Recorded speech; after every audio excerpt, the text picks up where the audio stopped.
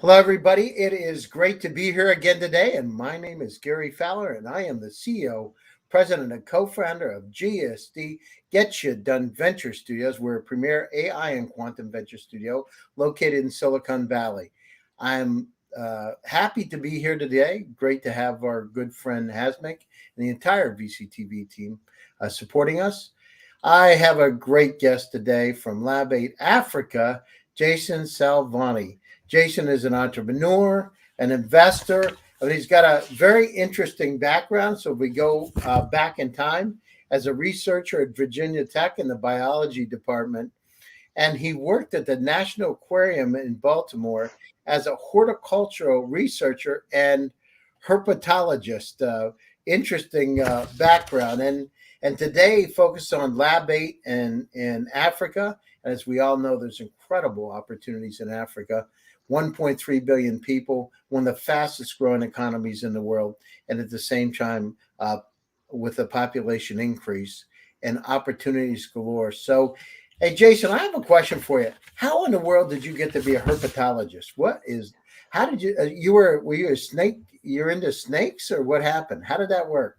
Yeah, thanks for that great intro, Gary. Listen, I think you're giving me a little bit too much credit, my friend. I was the most junior level of the totem pole at the National Aquarium there in the Inner Harbor in Baltimore. Worked with some amazing, doctorate candidates and PhDs there in both horticulture, which is obviously, plants, trees, and how they relate to the ecosystem, and herpetology, which is reptiles. And we had an amazing ongoing integration experiment with poison dart frogs, poison arrow frogs. I've just always been interested in the science of what's around us, which was, my undergrad was in biology, and specifically marine biology. So that was something that interested me. It still continues to interest me. I worked for about 3 months paid after I got out of college in biology, and then realized that I didn't want my hobby to also have to be my 9 to 5, and the whole fighting for grants money and things of that nature. So I shifted to finance very quickly after getting out of college. But amazing experiences, and it still consumes a ton of my time because it's always been a passion of mine. So yeah, first of all, you gave me too much credit. I would take it if it wasn't for the hard work of the actual doctors that were supervising me. But yeah, it was a lot of fun. I learned a ton. Obviously learned a ton that serves me well now in terms of the scientific method and just the rigors of science, and dogma versus fact and things of that nature, that still very much serve me well on a day-to-day basis. But yeah, that was a blast from the past, Gary. No, it's amazing to me. So what did you do? Like, I'm real curious. So they had curare off of those, was it curare off of the poison dart frogs, or what did you do? I mean, that's interesting. Yeah, a lot of grunt work, making coffee and transcribing research notes and things that you would imagine, a bio intern researcher does, right? But they were very, very good at getting us as junior members of the team involved in the process. And the poison arrow frog, the poison dart frog experiment that I mentioned was Dr. Sandy was the one that was in charge of that, and super intelligent, driven woman. And she was looking for the reason, the causation of the poison that was excreted in the skins of the amphibians, right? So, and she solved it, right? The poison dart frogs at the National Aquarium in Baltimore are not poisonous. Why is that? How can right. It is a naturally occurring ant in their natural habitat that these frogs consume, that they eat for food. And it has the double benefit of, number one, providing them with the nutrition that they need, but also the poison comes into their body and is concentrated and excreted through their skin from this one species of ant. Because that ant didn't live in the aquarium, the two species, the Dendrobates and the Phyllobates species, that they worked with were non-poisonous, non-poisonous to any extent, Wow. because And that now, did poison. you? Okay, I got it though. But did you ever pick them up in your hand after somebody Yeah, said they're not look, poisonous? yeah, absolutely. Did After you they ever say told to me that. anybody, "Oh, I'm not feeling well"? Yeah. Yeah, I feel like I was a bit too nervous, even with my trust in the senior docs there. That and not to mention they're about as big as my pinky nail. I mean, they're tiny little Oh, I things. didn't know that. That's Oh, maybe thumbnail, pinky nail, between those two sizes, very, very small amphibians. So trying to catch them is a lot of fun, and so you're more worried about that when they tell you that. But on the first day, it was quite interesting. I feel like they could have done a whole hazing ritual around that well, had they they could have done chosen it. They to. just said, "Put a blindfold on. Let me stick a couple of these in Yeah, your hand," right? exactly, exactly. And how poisonous are those frogs anyhow? I mean, if they get on your skin, will they really kill you? They can, yeah. I mean, dependent upon, it's all based on the, I guess, potential victim, if you want to call them that. Handler, I guess, is a more benign term. But for small children, up against their skin, then yes, that's absolutely could potentially be fatal. And they're named that because the indigenous peoples that lived around these species of frogs would actually dip their arrowheads, into this poison and then utilize it Well, no, would they take in it? Would they battle. just rub their arrowheads on the back of the frog? Is that what they Pretty would much, do? yeah, yeah. From my readings, that's typically how it was Wow, that's administered to the amazing. weapon. Yeah, That it's is it's a neat little story. Yeah, for sure. wow, that's amazing. Okay, so you go from that. What did you just have this experience one day, and the light goes off in your head, and you say, "Oh, I want to become the VP of operations as HNW Exchange." Did it happen one day and say, "I'm not going to do this anymore. I don't want to do this with these frogs. I want to do something else. I'm going to be the VP of operations." How did that work?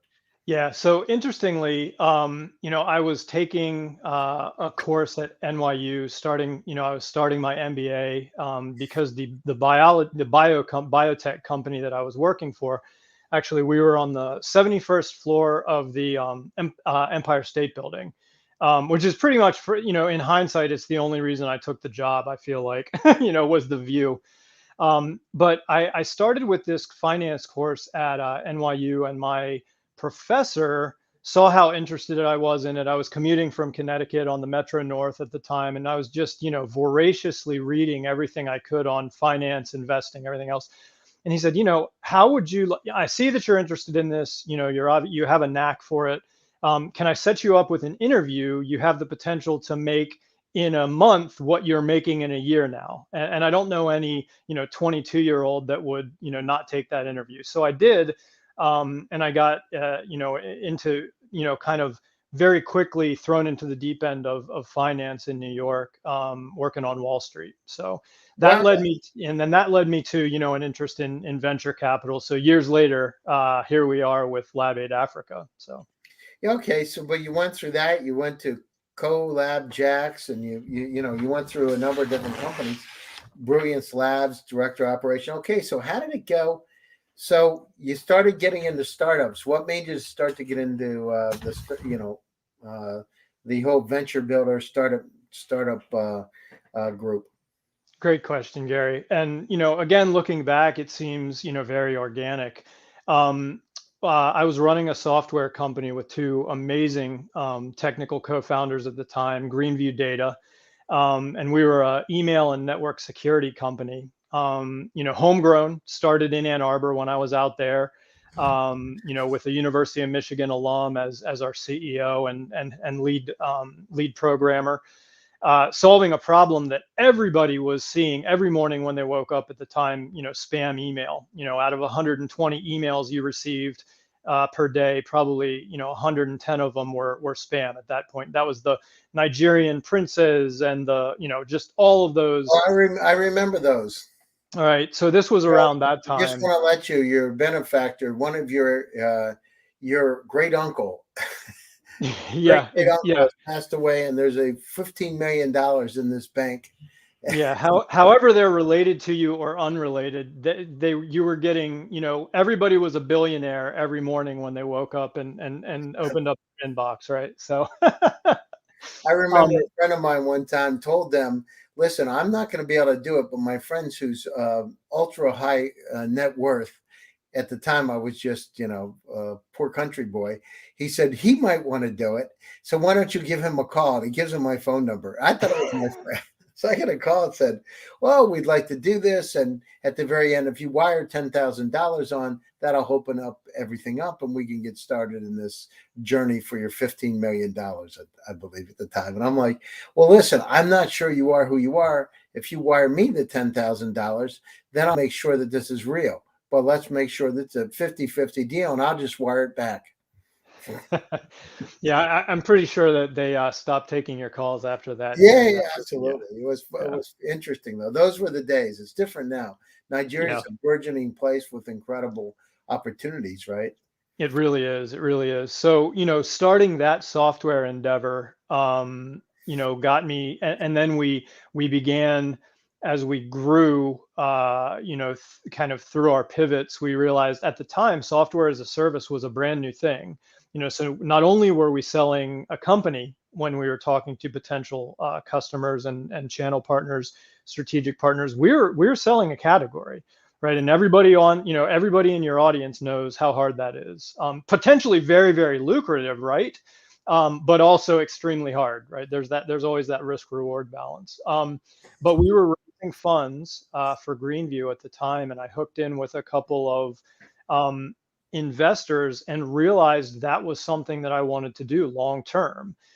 So myself and three of the potential investors that I had spoken to about my software company at the time started Augusta Enterprises, and that ran for almost 14 years. We just wound it down about 2.5 years ago, and pretty much everything that you see on my CV, in a growth, position were portfolio companies for Augusta Enterprises.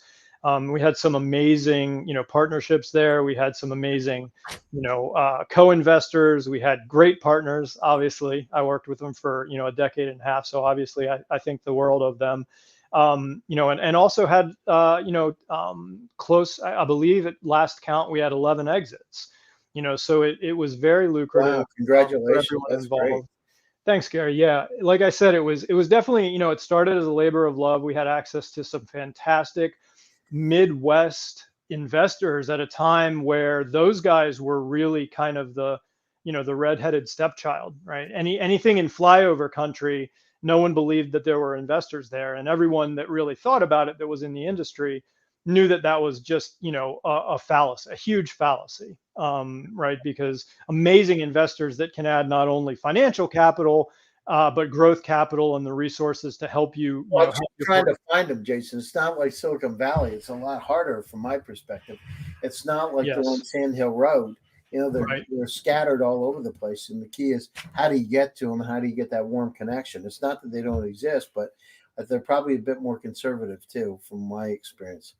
And that can work in your favor, right? I mean, that can obviously work in your favor because you have that time through that due diligence. When you say conservative, I hear more active due diligence, right? That's kind of what goes through my mind when you say that term conservative. And that really gives you the opportunity to build the relationship, the investor, the LP portfolio company GP relationship. It gives you that time and that opportunity to build that relationship. And I felt with some of, and this is just an N of one, for me and my firm, but, it gave us the opportunity that once the pen was to the paper and we were, true partners, we felt a lot tighter, a lot closer, and we kind of knew each other, and knew the portfolio company's needs, sometimes more so than the quick due diligence that you and I are both used to now in 2021. So.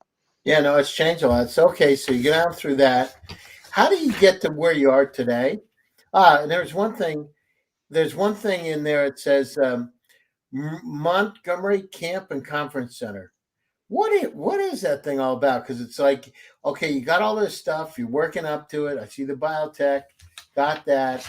Look at the venture building stuff, got that. How did this thing come in? Was it just one day you said, "Oh, I want to work at I want to be on the board of the Mercury Camp and Conference Center"? Was that?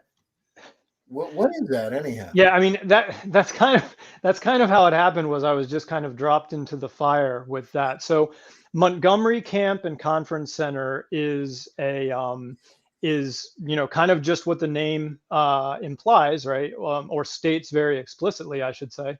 It's a camp. It started as a summer camp. It's been around since the late 1950s.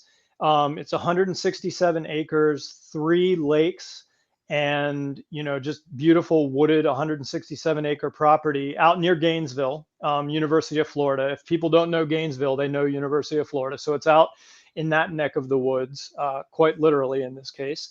And my kids had gone there, and they were in financial trouble, and they were bringing on a new board of directors. And their old their old business model was retired pastors on the board of directors, and they shifted gears very quickly, out of necessity, because the financials of the camp were hurting, and so they got myself and just a bunch of other entrepreneurial-minded business people. The chairman of our board now, and for the last 2 years, is an entrepreneur himself. He started a paperless digital transfer company out in Gainesville.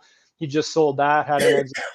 So, they brought us in to turn the camp around. And because Well, that must have been exciting, though. That's a big departure from what you were doing. Is like, yeah, you just wake up one day and say, I think this is going to be a lot of fun. Always wanted to be in a camp. yeah, absolutely not, Gary. I absolutely got roped into that. Some people have these visionaries, like they're on their soul searching travel, like Carlos Castaneda kind of thing, and they say one day I want to do it. I've heard it. I've done it myself. Went back to university when had gone through some things and decided to go back to university at a later age. I went, that we do have those experiences, but it's just fascinating. What did you find out? So what was the one thing going down through it? What was so the financial trouble coming in? How was it coming out? How was it? 2 years, a little over 2 years later. Yeah, great question. And I'll put a kind of an asterisk next to my answer here, because the camp broke even last year, which was the first time, I believe, in 10 years that they had. So and then this, I believe, in Q4 we're going to be revenue positive. Wow, that's great. Yeah. And so what we did was we shifted a little bit. We didn't shift the mission, but what we did was we leaned a little more heavily on that conference center aspect of it. We got ourselves some solid strategic debt to work with, and we remodeled the entire dining hall and main lodge. Put a cigar room in the fireplace room. Wow, in the back. That's great. And started talking to some of the corporates that are around here, like Home Depot, Wounded Warrior, University of Florida, just those larger corporate clients that now that we had a product that we were really, really proud of, because we were always proud of the mission, but it had been 20 some years since they'd had any work done on the infrastructure of the camp. And we said, okay, well, let's come in. We paved the road. The road had never been paved. It was a dirt road since 1957. And paving a half-mile road is expensive. I think it cost us $150,000 just to pave a road, right? But that's our front door. That's our storefront. And when we take care of the minutia, right, the small things like that, it opens up the bigger things like access to the University of Florida, faculty to come for a professional retreat, or, having the local Kiwanis Club come out every Wednesday for breakfast. Just kind of the little business model stuff that had been, and that's sometimes just makes a difference, right? Absolutely. Just changing, bringing in some of the private sector, and, you can still have these,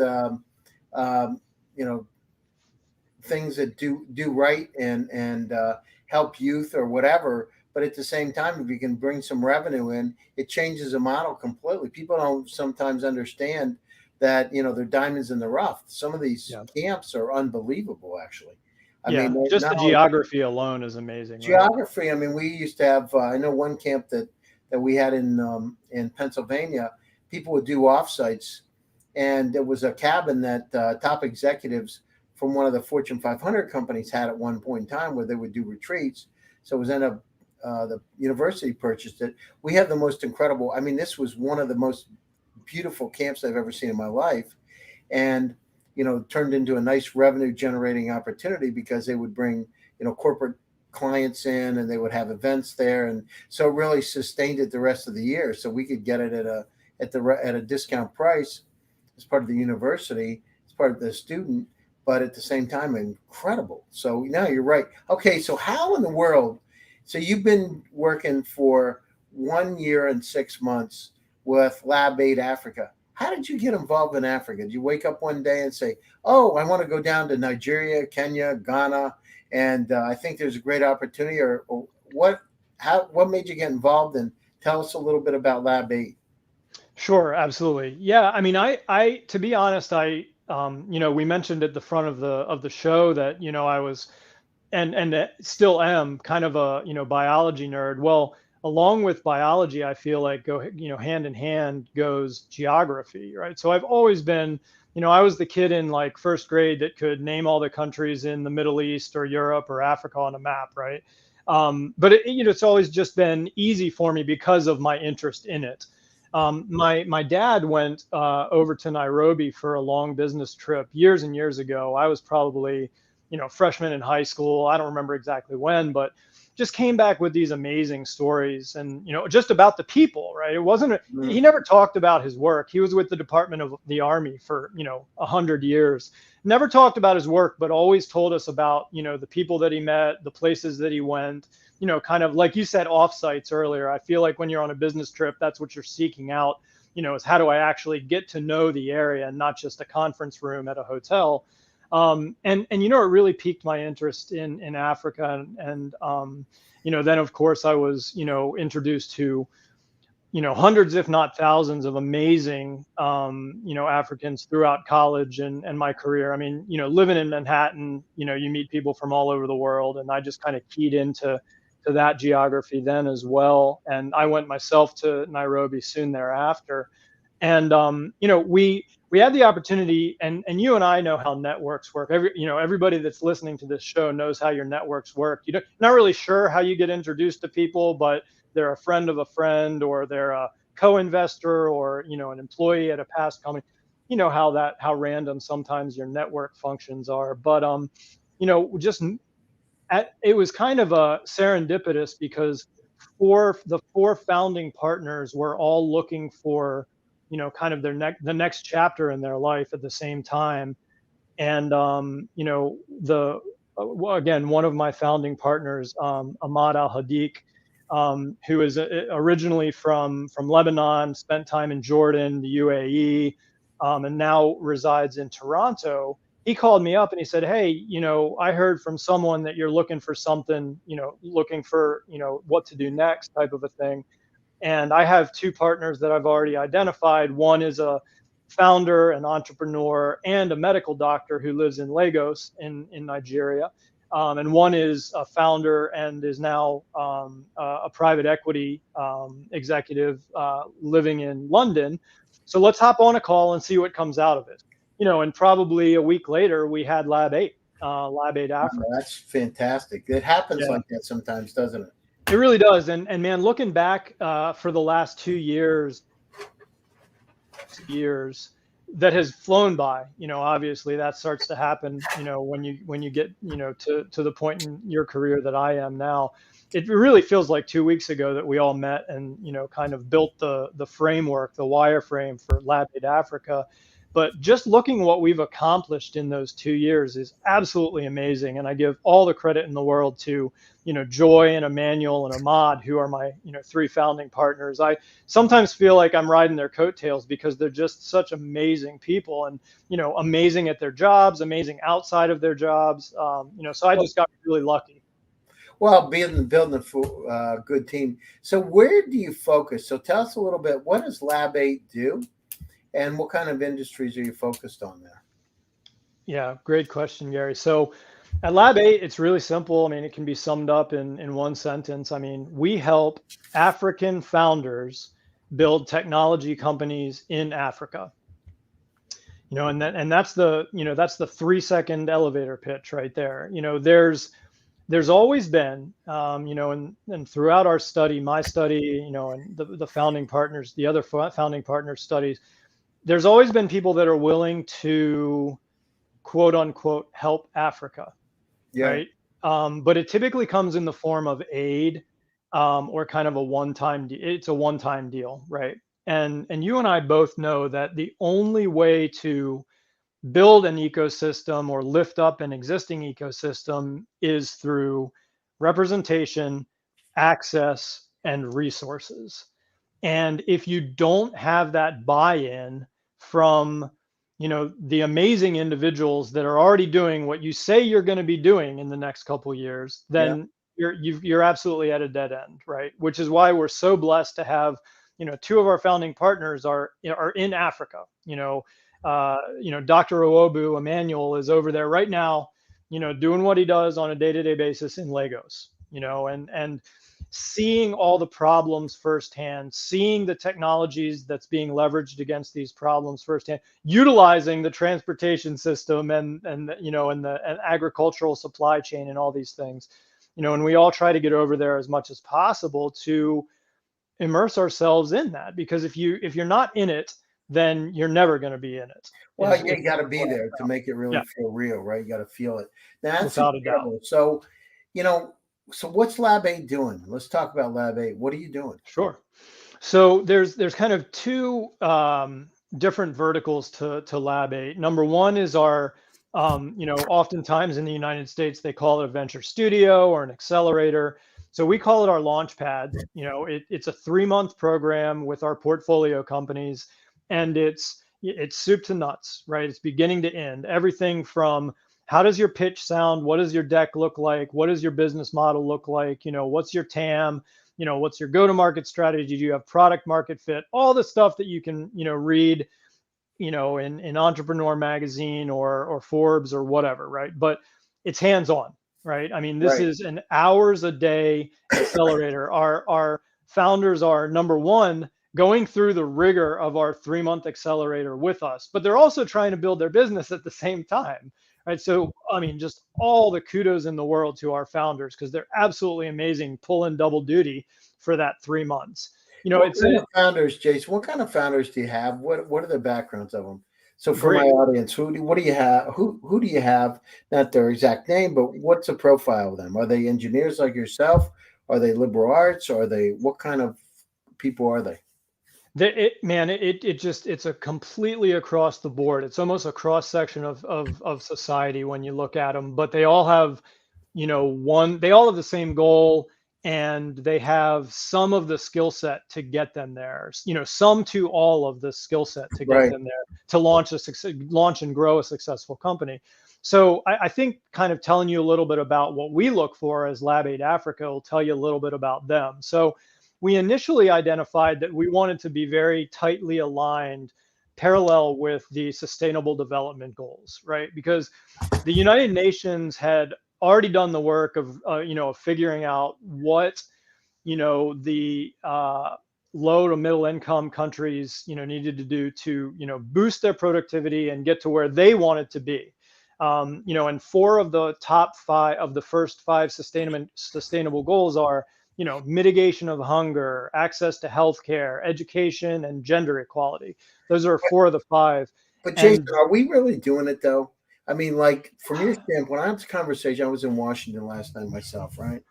And the concern is we do a lot of talking, but are we really going down through as not just the U.S. but as a planet, really, and going down through and embracing it and really supporting technologies and or not? What's happening with it? Yeah, the short answer to that is no, Gary. Absolutely not. Without a doubt, we are still at this point in 2021, in my mind, paying more lip service to it than actionable strategy and tactics, right? But guess what? That's why LabEight Africa exists, because we got sick of talking. I mean, and we're of the generation, us and younger, are of the generation that is sick and tired of talking about it. We're sick of and tired of, kind of leaving it to the politicians to solve, and hopefully that, the trickle down economy and all these bumper sticker ideas. we're sick and tired of it, right? So Well, I how, love that. I'm going to have to, I got to use that bumper sticker ideas. I like that. yeah. I mean, but seriously, I mean, we had when we were kids, we had Captain Planet and Reduce, Reuse, Recycle, and like all this other stuff. That what did it really do? I recycle every week in my households, and just read a huge New York Times report that only 9% of the stuff that we put in a recycling bin ever gets recycled. You want to tell me that we don't have a problem, or I don't have a problem in my average entrepreneurship against, like that's a huge problem, and it lives in my garage, right? So I think that what you just asked is, number one, our reason for being at LabEight Africa, but Mhm. number two, it's our challenge, right? It's literally the challenge that we see every day. Can you guys do anything differently than what the politicians have been saying they're going to do, for the last, what, 30, 40 years at this point? But I will tell you that when you have individual, founding teams solving specific problems, I don't know any better way to solve the big issues of our time than to leverage technology and the principles of entrepreneurship and hard science against these problems, and then get, people like we have in our network, people like you, and GSD, to then grow that, to build the layers of the onion to get it out into the world where these technologies and founding teams need to be. Yeah, no, I agree. I mean, that's part of the challenge is the execution part of it, right? They don't. Without a doubt. I mean, the other thing is they just don't have skill sets. Harvard created the first MBA program to teach managers how to manage, not to how to be entrepreneurs. So it actually was diametrically opposed, because taking risk in a large company is not something you want to talk about. So, Right. there's lots of, but at the same time, there's this beautiful, beautiful environment, the continent of Africa. The opportunities are abundant over there. Yes, there are challenges, but there are challenges everywhere. That's not just there. And the other thing is, sometimes we got to reach our hand out. We got to, shake hands and just, get to know people and understand. Because if you're in front of them, you're near them, you see their pains, you see their successes, you can share it with them. It just works. It's a different kind of model. So listen, we're coming up to the top of the hour. Closing thoughts, or top of the half hour, closing thoughts, and how can people get a hold of you? Sure, absolutely. I mean, you can check out, all of our portfolio companies with an introduction to our amazing founders and, my founding partners that I mentioned. We also added 3 amazing new partners just a couple months ago that I'm super excited about. Want to give them a shout out: Seth Keller, who has experience in crypto and blockchain; Josh Akpata, who is with the United Nations World Food Program, was a Forbes 30 under 30 guy; Lyndon Mouton, who is, with Founders Institute. But they can go to LabEightAfrica.com and, see our portfolio companies. There's, contact information on there if they want to get a hold of us, either as an interested founder who wants to grow and be part of our program, or as an interested investor to invest in any of our amazing portfolio companies. But, LabEightAfrica.com is where we live. And we're proud of all the information on there because it represents who we are, what we're trying and succeeding in doing, and more so, probably the bulk of the information that they'll see on there is all about our portfolio companies and our founders, because they're the engine that drives the change that we're looking to make and that they're looking to make. We're just providing resources, right? I tell everybody all the time, we're just like the library and the librarian. You gotta have those kids checking out books. You have to have those adults that are having, discussion groups there, or else the library is just an empty building. That's all we are, just providing access, equitable access and resources to, founders in Africa who are really changing things at the grassroots level. That's great. And how did you ever come up with the name of LabEight? Yeah, great question. So I told you my partner up in Toronto, Ahmad, he was coming into the country, and they asked for a name for his company, and he hadn't really thought about it, but he realized it was his 8th company that he had started and grown. So he called it LabEight, and it kind of grew from there. We all liked the idea and the story behind it mostly. And we said, yeah, we're definitely on board with that. When we were coming up with the wireframe for LabEight, he told us that story. We loved it, and we ran with it. That's great. And how do people get a hold of you? Sure, absolutely. They can get me at Jason, Jason, at LabEight, LABEIGHT.tech. Or again, they can go to the website. That's LabEightAfrica.com. That's super. So, Jason, I want to say thank you so much for joining my show today. I'd like to thank the entire VCTV team for making the Founders Report possible, Hasmek and company. My name is Gary Fowler, and I'm your host. Stay tuned because I'll be back in another 2 weeks as another exciting episode of the Founders Report with Gary Fowler. Thanks, Jason. Have a safe day, have a healthy day, and be happy. Great seeing you Thanks again. for having me, Gary. Take care. Take care.